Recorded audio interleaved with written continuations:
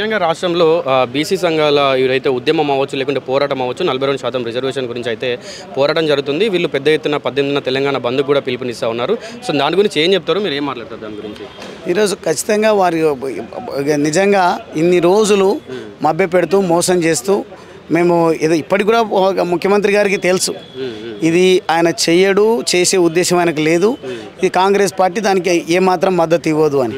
కానీ బీసీల శక్తి ఏందో వారికి తెలుసు కాబట్టి బీసీలను మభ్యపెట్టడం వల్ల ఈ జూబ్లీహిల్స్ ఎన్నికల్లో లబ్ధి పొందొచ్చు, లేకుంటే మళ్ళీ ఎప్పుడైనా స్థానిక సంస్థల్లో కొంత లబ్ధి పొందొచ్చు అనే ఆలోచనతోన బీసీలను మోసగించే ప్రయత్నం చేస్తున్నారు.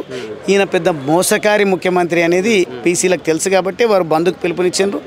ఆ బంద్కు ఎవరెవరు పిలుపునిచ్చారో అన్నింటినీ కూడా పరిశీలించిన తర్వాత మా పార్టీ స్టాండ్ ఏదైతే తీసుకుంటుందో దాని ప్రకారం మా పార్టీ ఆదేశాల మేరకు మేమందరం కూడా బీసీల హక్కులను కాపాడడం కోసం కృషి చేస్తాం. ఈ కాంగ్రెస్ ప్రభుత్వం అవ్వచ్చు, రేవంత్ రెడ్డి సర్కార్ అవ్వచ్చు, దీని గురించి మొత్తంగా 2 సంవత్సరాలు అయితే ఈ ప్రభుత్వం వచ్చి 2 సంవత్సరాలు కావస్తుంది. దాని గురించి ఏం చెప్తారు? నేను చెప్తే ఏదైనా మీరేం చెప్తారో చెప్పండి ఒక మాటలు. మీ వాయిస్ నా వాయిస్ ఒకటే, మీరేమో మమ్మల్ని అడుగుతారు, చెప్పలేక మాతో చెప్పించేటువంటి ప్రయత్నం చేస్తారు. ప్రతి వర్గాన్ని కించపరిచి అవహేళన చేసి వ్యవస్థలను భ్రష్టు పట్టించి కాంగ్రెస్ ప్రభుత్వం పైశాచిక ఆనందాన్ని పొందుతూ ఉంది. కాబట్టి ఇంత చేతగాని ప్రభుత్వం, ఇంత చేతగాని ముఖ్యమంత్రిని ఎప్పుడు కూడా చూడలే. ఇంత ఘోరమైనటువంటి తిట్లు తింటున్నటువంటి ముఖ్యమంత్రి కూడా ఎవరు లేరు.